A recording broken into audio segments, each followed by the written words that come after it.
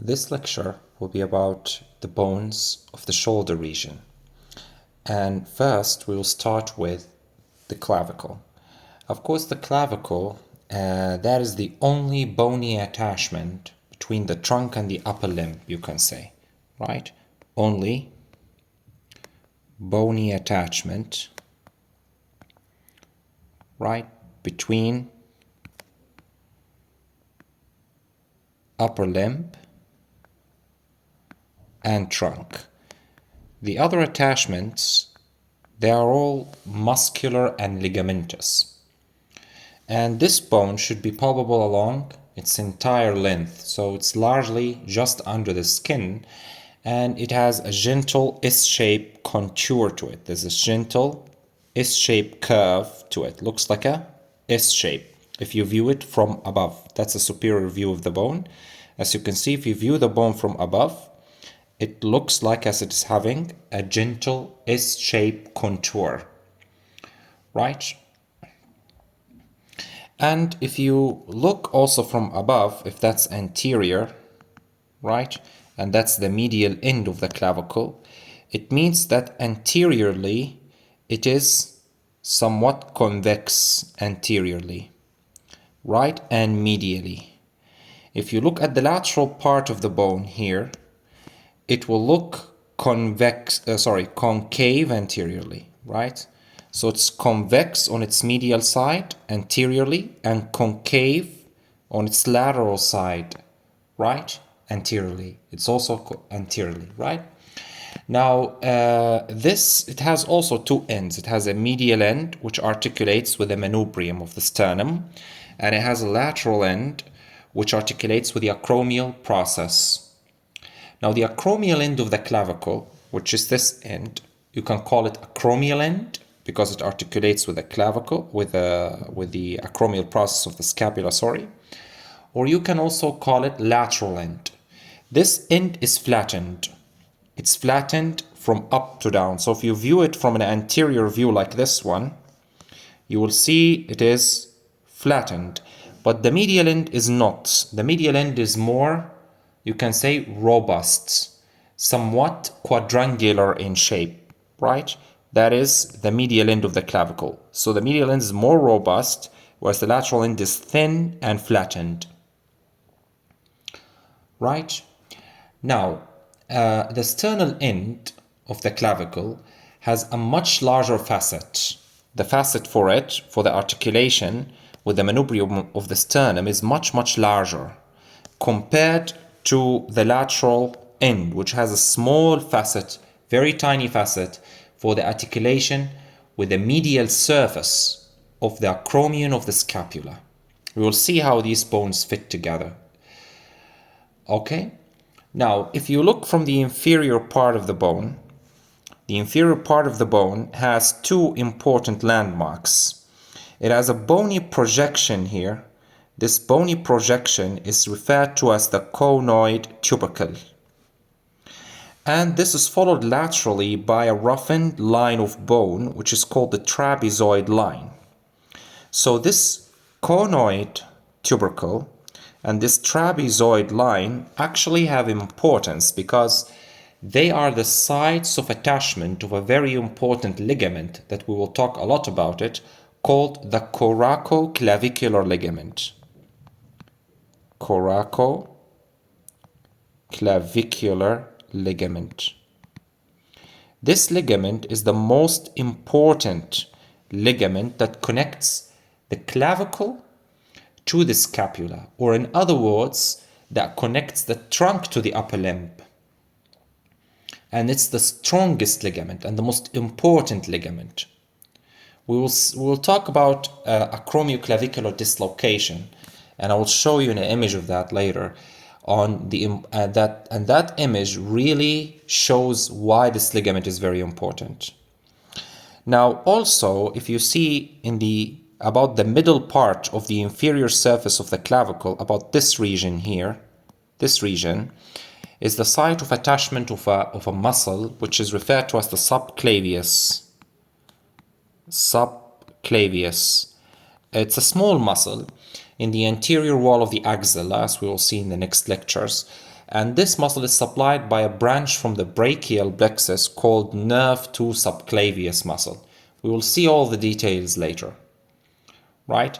Now, because the clavicle has the transitional point between the medial convex part and the lateral concave part is this middle section. So it's a transitional zone in the bone.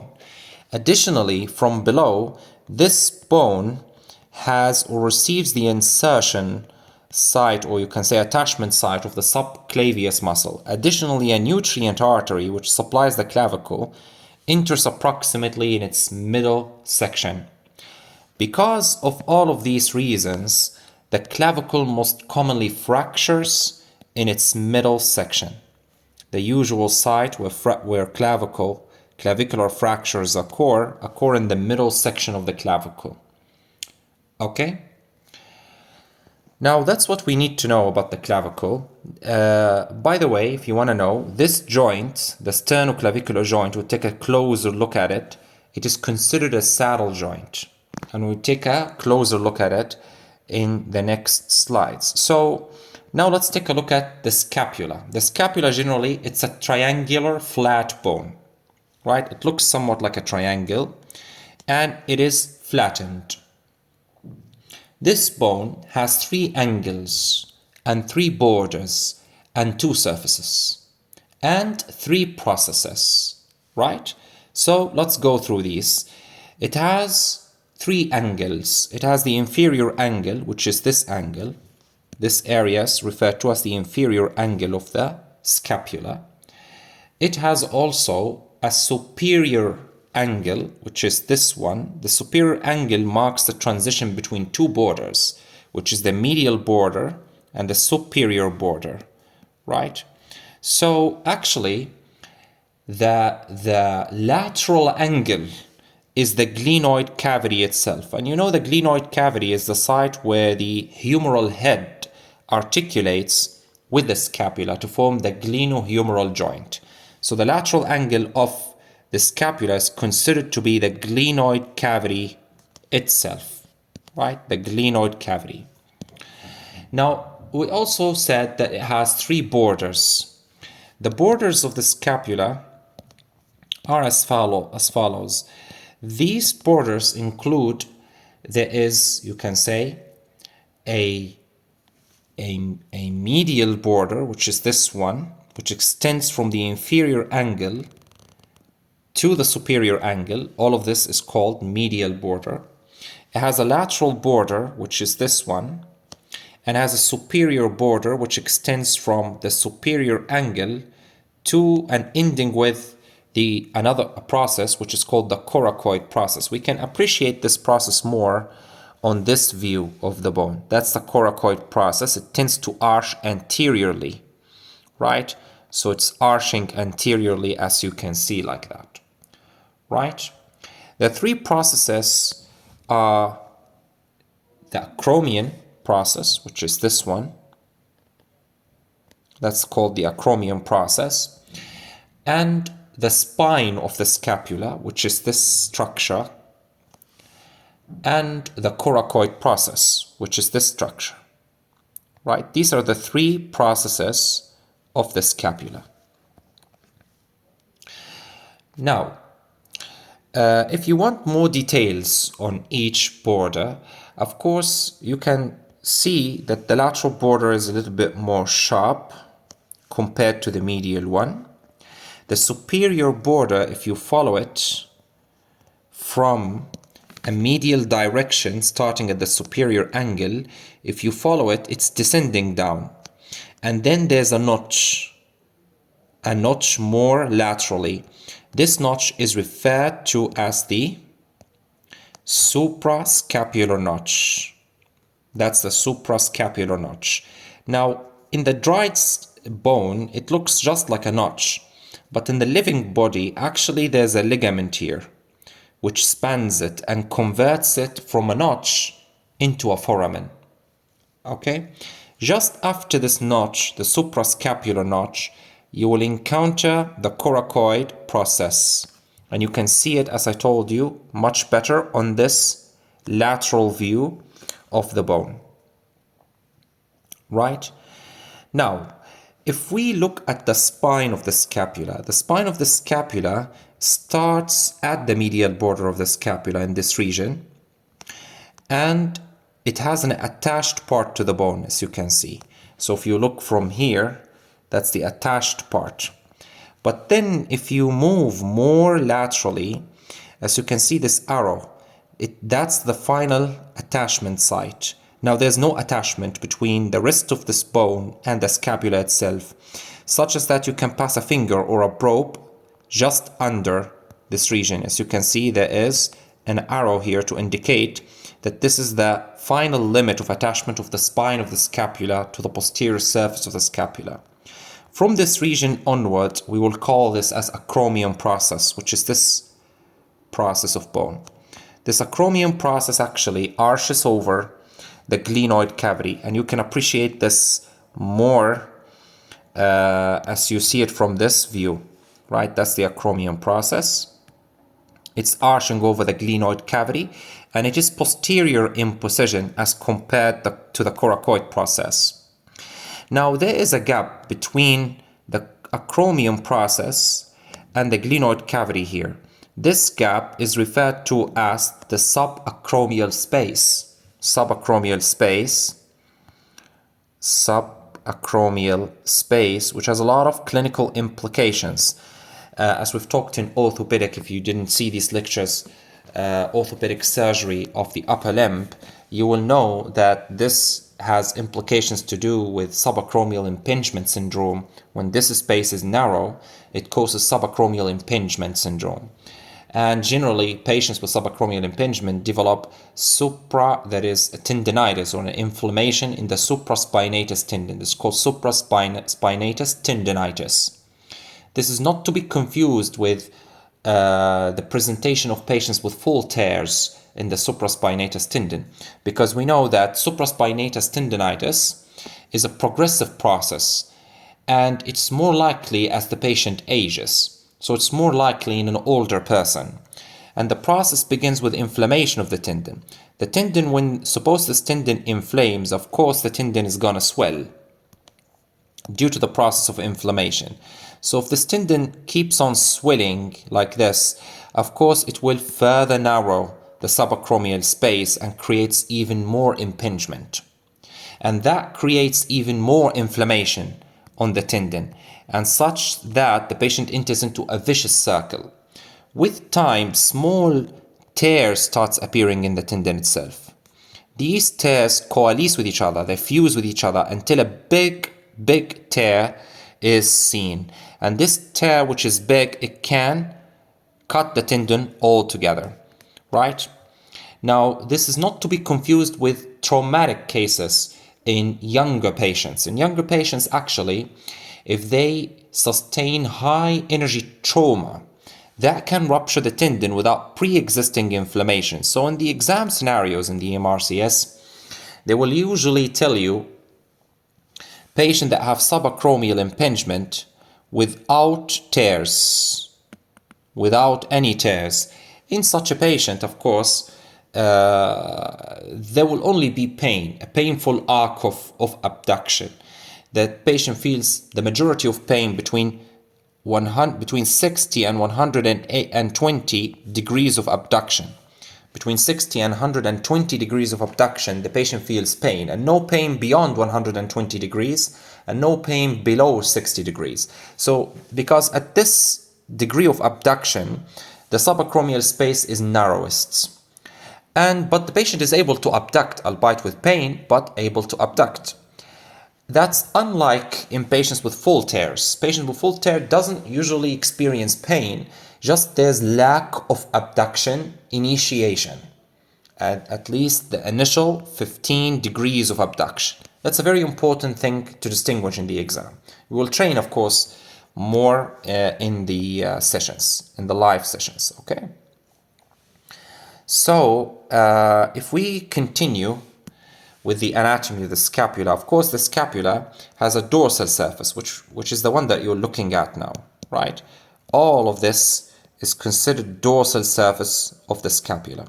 Now, the dorsal surface of the scapula is subdivided into two regions by the scapular spine. Now, the spine of the scapula divides the dorsal surface of the scapula into a small supraspinous fossa, which is this region, and a much larger infraspinous fossa. This is a much larger area, which is referred to as the infraspinous fossa.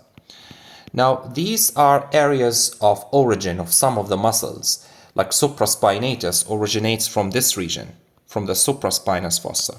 Infraspinatus, teres minor and teres major all originate from this region of the infraspinous fossa. Of course, we will take more details of these muscles as we progress in the upper anatomy chapter, upper limb anatomy chapter.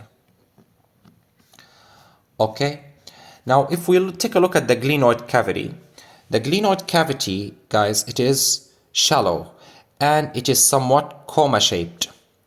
It is very, very shallow, such as that it doesn't really fit quite right against the head of the humerus. The head of the humerus is a much more larger structure compared to the glenoid cavity, which is much more tinier. Now, this creates an inherent instability in the joint. That's why dislocations of the glenohumeral joint, usually anteroinferior, in the anteroinferior direction, are the most common dislocation all over the body, right? Because the head of the humerus is large, the glenoid cavity is small. There are some mechanisms that are involved to stabilize this joint. There are static mechanisms. The most important one of them is the glenoid labrum. This glenoid cavity have a fibrocartilaginous labrum surrounding all of it. And this labrum is designed to widen the cup of the glenoid cavity so that it is more stable. Right? This fibrocartilaginous structure is designed to actually widen the cup of the glenoid cavity, make it more stable, and make it less liable for dislocation. Is that right? Additionally, there is the capsule of the joint and the ligaments surrounding it provide more of the static stabilization to this joint. Additionally, there is dynamic stabilizers, which include the rotator cuff muscles. This is a group of muscles, 4 muscles, supraspinatus, infraspinatus, teres minor, and subscapularis. Is that right? They also add stability. But despite all of these mechanisms, the instability remains there. And the likelihood of dislocation remains there, being greater than all other joints in the body. If you look at the costal surface now, this anterior surface of the scapula is also called costal surface. It's generally featureless and slightly concave to accommodate the chest wall. This one is related to the chest wall but does not directly articulate with it. There's no joint between the dorsal surface of the scapula and the thoracic cage. Is that right? There's no actual joint there. But some people call it scapulothoracic articulation, which is not a true joint, okay? Not a real joint. This is generally an area where the subscapularis muscle originates. So the subscapularis actually originates from this region and actually inserts onto a region in the humerus, which is called the lesser tubercle. There's a lesser tubercle here and there's a greater tubercle over there laterally. So the muscle actually originates from this region, right? From the region of the scapular costal surface of the scapula, right? Which is also called subscapular fossa, and the tendon inserts here into the lesser tubercle of the scapula, right?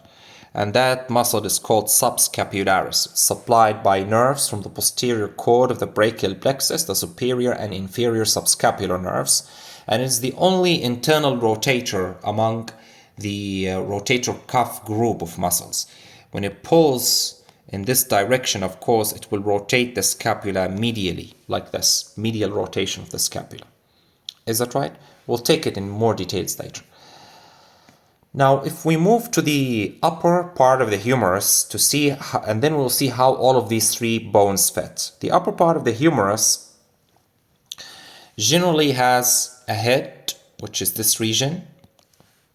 This region is called the head of the humerus, and it's a hemispherical structure covered with hyaline cartilage, and it is the area that articulates with the glenoid cavity. Just after the head, just distal to the head, you will encounter a narrow region, but very thick region. This region is referred to as the anatomical neck. This is referred to as the anatomical neck of the humerus. And this region is very strong, and fractures in the anatomical neck of the humerus are uncommon. But if they do happen, the risk of AVN, please remember, is higher with anatomical neck fractures. Just after the anatomical neck, you will encounter the tubercles of the humerus. There are two tubercles, one directed anteriorly, which is this structure, and one directed more laterally, which is this structure. And in between them, there's a grooved region. There's a groove. And this groove is referred to as the intertubercular sulcus. And it has another fancy name if you want to know it, bicipital groove. It's also referred to as the bicipital groove. And that is because the long tendon of the biceps brachii muscle actually passes in this groove. There are also certain types of muscles which inserts there, right? We'll see how these things insert. Now, after the tubercles, of course, there's a lot of muscles which insert here. After these tubercles, there's a narrow region, which is between the tubercles and between the shaft. This is the shaft of the humerus, right? This region is referred to as the surgical neck. Fractures at the surgical neck are much more common than fracture at the anatomical neck. However, fractures at the surgical neck carry less risk of AVN compared to fractures at the anatomical neck. There are certain important regions and structures related to the surgical neck, mainly the axillary nerve, which is a branch of the posterior cord of the brachial plexus, right? And also the posterior circumflex humeral artery and vein, right? These two structures are related directly posterior to the surgical neck of the humerus. Displaced fractures at this region thus carry risk of damaging these two structures, particularly the axillary nerve, which supplies two muscles and a patch of skin on the upper lateral arm. These two muscles that the axillary nerve supply include the deltoid and the teres minor. These two muscles are supplied by the axillary nerve. Everyone knows that it supplies deltoid, but the majority of people tend to forget that teres minor is supplied by the axillary nerve. Don't confuse the innervation to the teres major, which is actually supplied by the inferior subscapular nerve. It's a different nerve, which originates also from the posterior cord of the brachial plexus. Is that right? And then you will see the shaft of the humerus after the shaft. Of course, the bicipital groove does extend into the shaft, the upper shaft of the humerus. Now, of course, there are different muscles which insert here. Suppose if you take the lesser tubercle, as we said, the lesser tubercle is the site of insertion of the subscapularis muscle, right? Don't worry if you don't quite get the idea now, because we will see these muscles into details later. But the lesser tubercle is a site of insertion. Even here in the diagram, it's written lesser tubercle subscapularis, meaning the subscapularis inserts here. The greater tubercle has multiple muscles inserting into it. If we take a closer look in this diagram, it's a posterior view because it's more appreciable. If you can appreciate the greater tubercle of the humerus more in the posterior view, you'll see that there are different kinds of facets there. There's a superior facet, and there is a middle facet, and then there is an inferior facet. Different muscles inserts into these facets. Now, the superior facet is the site of insertion for the supraspinatus muscle. And the middle facet is the site of insertion for infraspinatus. And the inferior facet is the site of insertion for teres minor.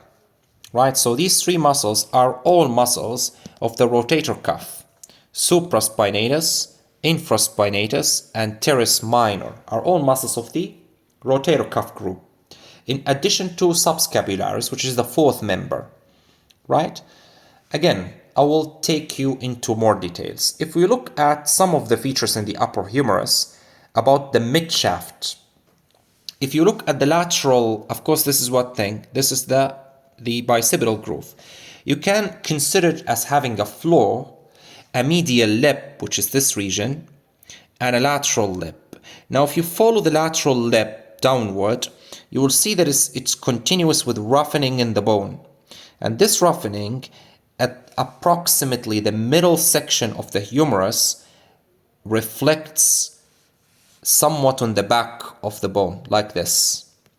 You can see it more laterally. That's a lateral view. You can see how this reflects to form a V-shaped roughening on the bone. This V-shaped roughening is called deltoid tuberosity. This is called the deltoid tuberosity. This deltoid tuberosity is the site of insertion for the deltoid muscle. Now, opposite this region, but medially here, do you see this region? This is the site of insertion for a muscle in the anterior compartment of arm called coracobrachialis. Don't worry if you cannot appreciate these structures up to this moment, because we'll take a tour into everything later. Okay, we're just making things, more clear from the early going. Okay, so another thing, the bicipital groove, as I've told you, if you take a section here, suppose, and look at the bone like this, we'll make a simple diagram, right? That's the bone and that's the bicipital groove, right? As I've told you there, you can consider that this is, suppose, the medial lip, and suppose this is the floor, and that is the lateral lip. There are different muscles which are inserting here, right? Suppose this medial lip is the site of insertion for a muscle which is called teres major. It's in the posterior scapular region called teres major. And then the lateral lip is the site of an insertion of a muscle in the anterior axillary wall called pectoralis major. And the floor is the site of insertion of the latissimus dorsi muscle. So you can remember this as lady between two men. The two men are the teres major and the pectoralis major, and the lady, which is in the floor, the latissimus dorsi. So you can say lady between two men. Latissimus dorsi in the floor and teres major medially on the medial lip, and pectoralis major laterally on the lateral lip. So you can see even here in the diagram, it's written lateral lip, floor and medial lip of the intertubercular sulcus, lateral lip for the pectoralis major, floor for the latissimus dorsi, and medial lip for the teres major, respectively. Okay, let's progress down to show you the sternoclavicular articulation, which is the articulation between the sternum and the clavicle. Now, this sternoclavicular articulation is called the sternoclavicular joint. It's a saddle type of joint, just like, for example, the first carbometacarbal joint of the thumb.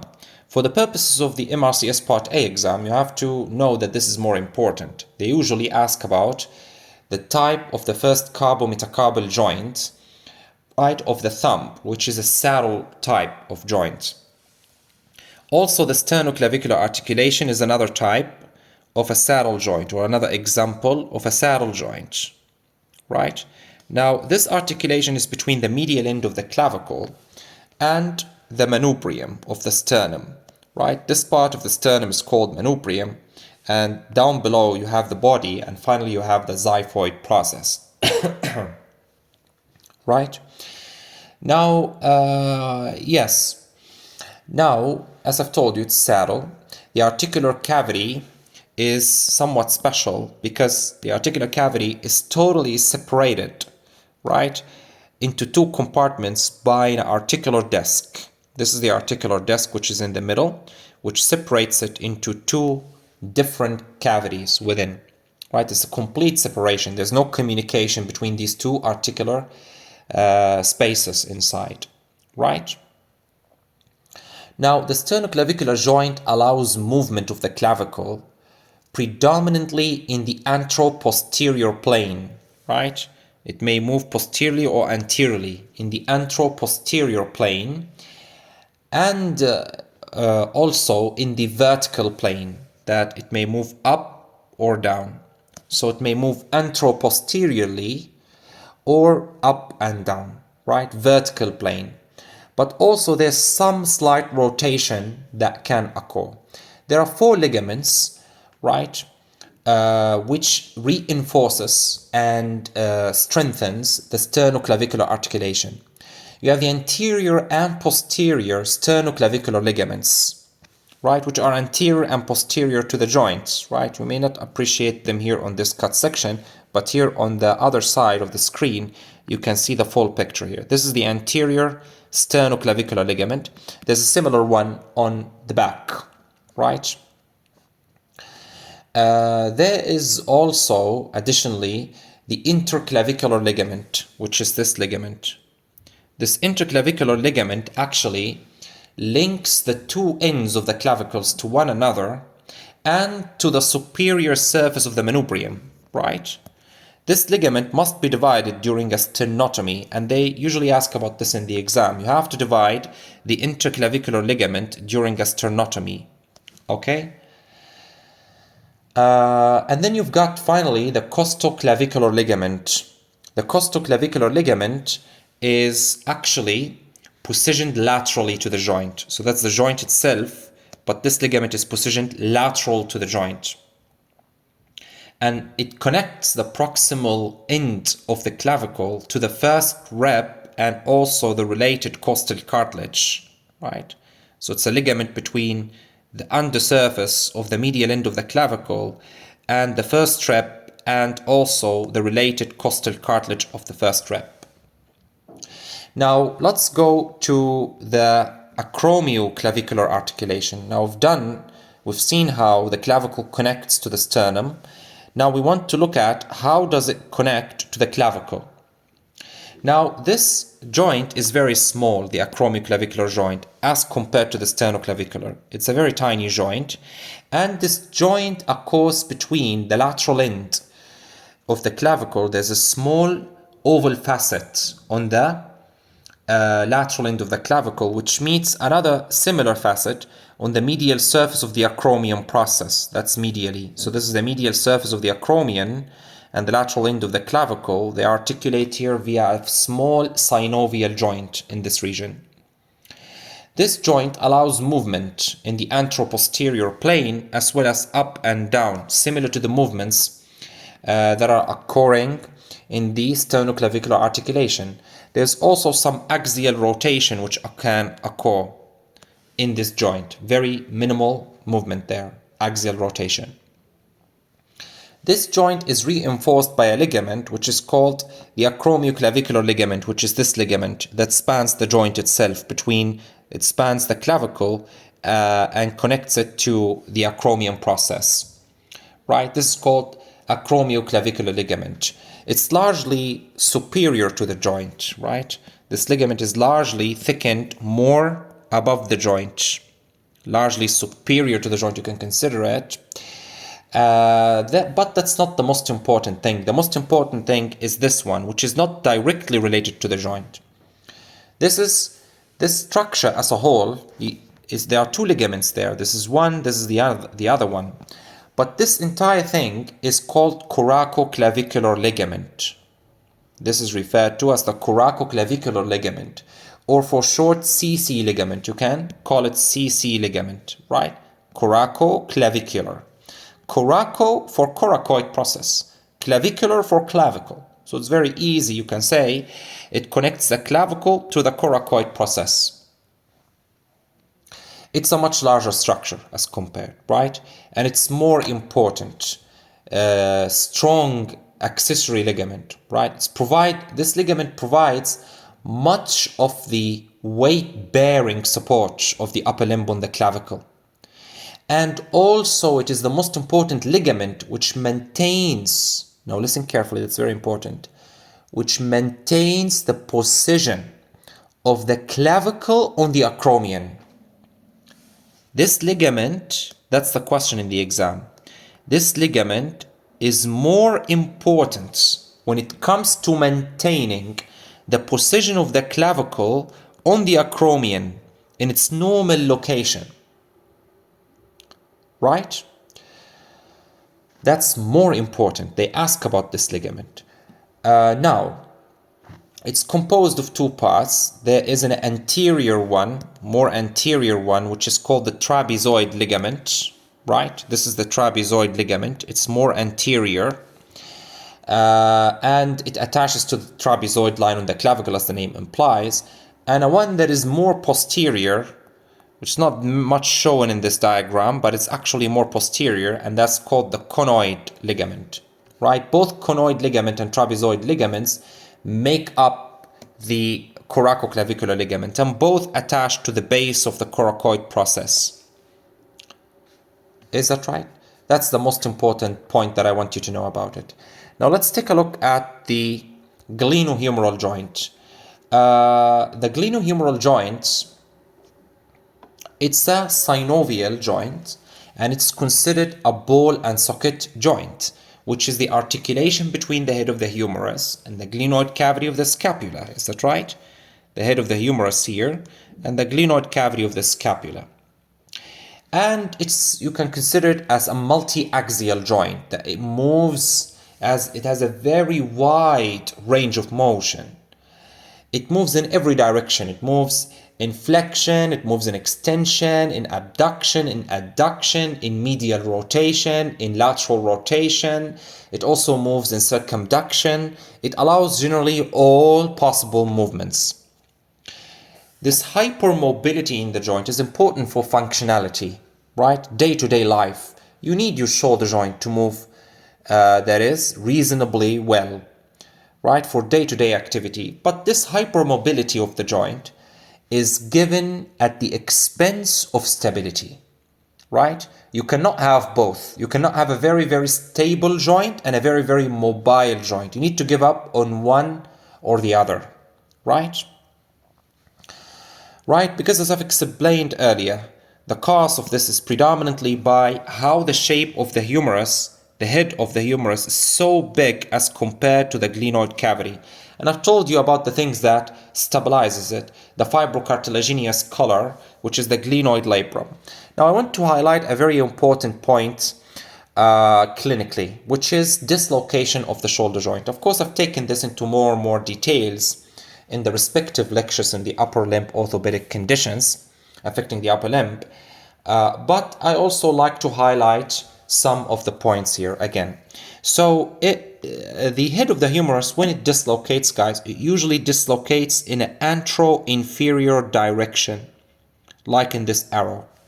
Antero-inferior direction. Now, look, usually the position that encourages dislocation is abduction, extension, and external rotation. Abduction of the humerus, and extension and lateral rotation.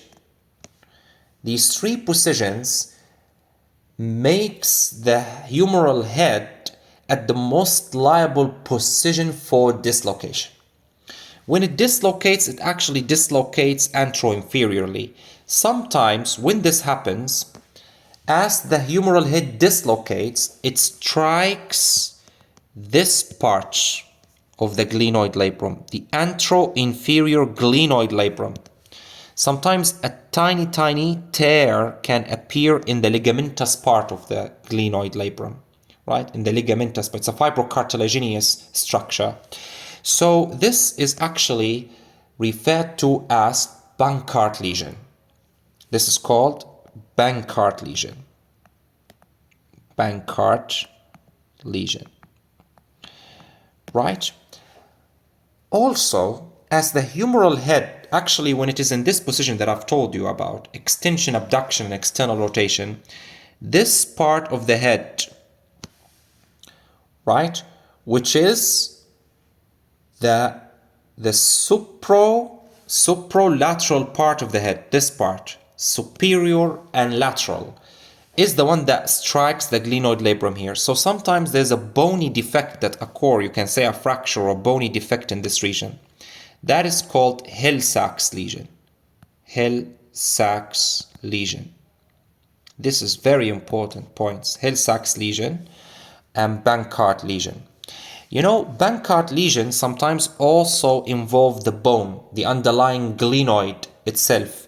So if the bone also is fractured, it can be seen on plain radiograph and is referred to as a bony Bankart. Now it's no longer a ligamentous Bankart lesion, it's also called bony Bankart lesion. The presence of this defect in the glenoid labrum encourages further dislocations, recurrence. It's one of the reasons why recurrence is very, very common in glenohumeral joint dislocations.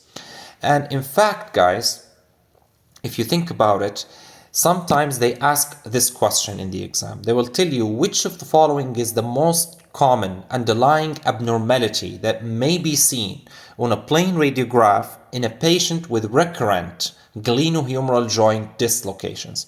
Your answer should be very simple. Bankart lesion. That's the most common abnormality that you will encounter.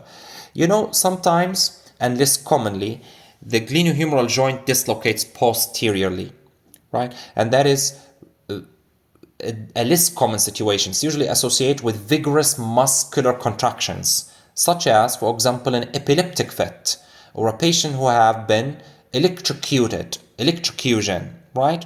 Sometimes it causes the joint to dislocate posteriorly, and if that is recurrent, sometimes it can cause reverse Bankart lesion, that instead of the anteroinferior labrum, it's actually this part of the labrum, which is postero-superior part of the labrum, and reverse Hill-Sachs, which is this region, right? The reverse can occur. Is that right? You can clearly see that the long head of the biceps brachii muscle passes in the, in the intertubercular sulcus. And it is held actually in position by this ligament which spans the distance between the lesser and greater tubercles of the humerus, called the transverse humeral ligament. And then it actually penetrates the joint cavity. It actually enters into the joint itself and passes above the head of the humerus, and look where it attaches. It attaches to this tiny bony part just above the glenoid labrum. This is called the supraglenoid tubercle. Supraglenoid tubercle. Right? This is called supraglenoid tubercle, which is actually the origin of the muscle, not the insertion. The long head of the biceps brachii originates from the supraglenoid tubercle and moves inside of the joint, exits the capsule of the joint, passes between the two tubercles of the humerus in the intertubercular sulcus, and then joins the shorter part of the muscle, which is the short head that originates from this structure, the coracoid process of the scapula. Okay? Right. You know that if you look carefully into the joint, you know the synovial membrane of the joint, it attaches to the margins of the articular surfaces, and it lines from inside the fibrous membrane of the joint capsule. So what we are looking here at is the fibrous membrane of the joint capsule. Internally, this is lined by the synovial membrane. Now, if you look carefully, the synovial membrane is loose inferiorly, right? It's loose inferiorly. It's a redundant region inframedially here. It's a redundant region inframedial. This actually accommodates abduction. So if this is abducted, if the arm is abducted, this region becomes tight. So it is for accommodation of abduction, right? The synovial membrane, it protrudes through apertures in the fibrous membrane, right? So there's different apertures. For example, the most common example and the classical one is this area, right? So this area is actually, there's a perforation in the membrane. So if you take, for example, a simple cut section in the joint, suppose that's a bone and that's a bone, right? Simple joint, simple synovial joint. You know, there is a hyaline cartilage which lines this area. Is that right? If you want to talk about synovial joint, by definition, it has to have a cavity in it, right? By definition. But anyway, so there's a hyaline cartilage, usually hyaline, and then there is a fibrous capsule, is that right, which lines the joint, right? And then there is a synovial membrane. Now the synovial membrane in this joint actually on the articular, the articular cavity margins, it attaches to it, reflects and lines the fibrous capsule from inside, right? And it then protrudes from these apertures and then expand outside. These apertures, they form bursae. So that's called a bursa, right? This bursa reduces friction between moving parts, like a muscle or tendon of a muscle and the fibrous membrane. So this actually bursa, it comes to emerge, this bursa, it emerges like this anteriorly, right? And it's referred to as the subtendinous bursa of the subscapularis, right? Subtendinous bursa of the subscapularis. This bursa actually, as the name implies, the subscapularis muscle, as I've told you there, it originates from this region and the tendon passes, in front of this bursa. So it reduces the friction between the tendon of the subscapularis muscle and the underlying fibrous capsule, right?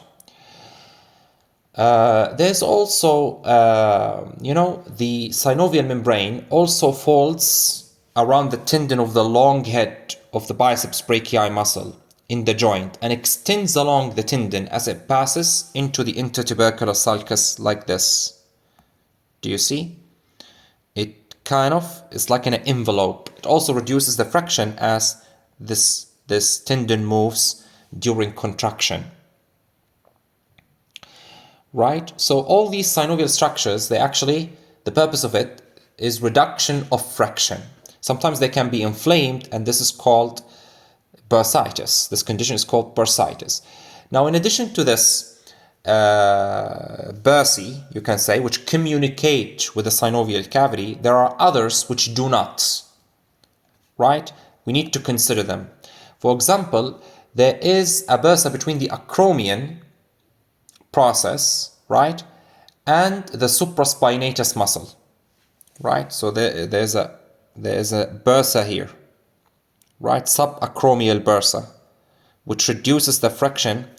The tendon of the supraspinatus muscle passes through this region. So suppose that's a cut section through the tendon, right, in order to finally insert into the superior facet of the greater tubercle of the humerus. Suppose the tendon is passing through this region, right? So it reduces the friction between this tendon and the undersurface of the acromion, right? There may be another bursa also, which is here between the tendon and the fibrous capsule of the joint. There's another bursa between the acromion and skin in this region, right? So there's different ones. There's also a bursa between the coracoid process and the joint capsule, another bursa here. Is it right? Different bursas are present. Now, look carefully. That's another aspect that may be asked in the exam. The fibrous capsule or the membrane, fibrous membrane or capsule of this joint, where does it attach? Of course, on the humerus, on the scapula, it's very easy to remember. It attaches simply to the margins of the glenoid cavity. So if you look back here, it actually attaches to these regions, right? To the margins of the glenoid cavity, right? All around the margins, right, of the glenoid cavity. Now, what about its attachments? Of course, this attachment, by the way, of course, it's outside the glenoid labrum. It's not inside the glenoid labrum, right? So it's actually outside the glenoid labrum, here in this area of bone. So the glenoid labrum is actually included inside of the capsule, not outside of the capsule. Okay? And of course, outside to this thing, outside to the origin of the long head of the biceps brachii muscle, right? It includes all of them. So essentially, you can say, and it's a correct statement, that the long head of the biceps brachii muscle originates within this joint, within the boundaries of the fibrous capsule of the glenohumeral joint. But on the humerus, there's different attachments. On the humerus, there are different attachments. The medial attachment, it occurs more inferiorly. The medial attachment of the capsule, it may extend down to the surgical neck, to the level of the surgical neck